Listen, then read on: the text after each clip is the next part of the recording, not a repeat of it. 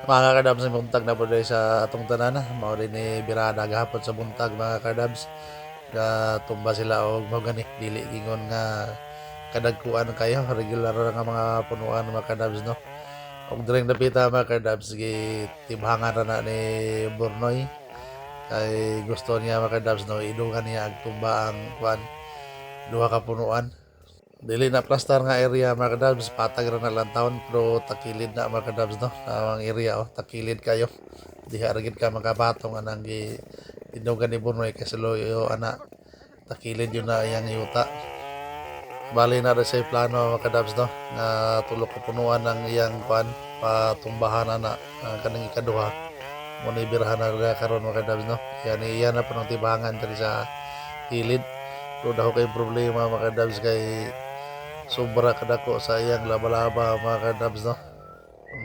Dili masilbi wala na tuman ang iyang gusto nga patumbahan tungod kay parte dako sa laba-laba mga kadabs. Pagbalos pa lang niya naritso jud og katumba mga kadabs no. Nya kay parte pa jong sangita mo nang gi tanawa karon tuod mga kadabs, makita man na ninyo nga inigbalos niya tumba gid ritso. Makita nyo kadabs dako kayong laba-laba gamay lang kay kagunit sa punuan.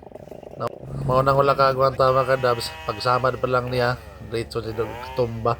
Kadab tumba na inay kaya to plano patumbahan sa isa no tumba na ritso ya parte pa jong sangita kayo mga kadabs. Sige, das lagi.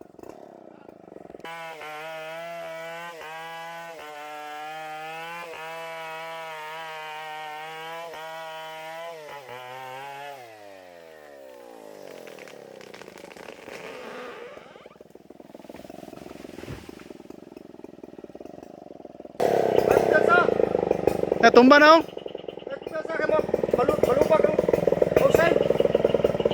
Sleeping. Tumba na oh. Tumba na, sige lang.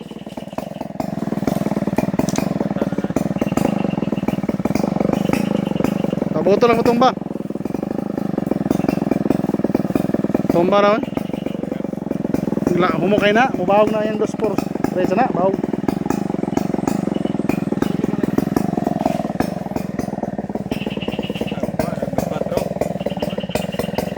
Di mesin ini batik yang kawin nak, batik ayo. Tiga, delivery, pwede na, dali.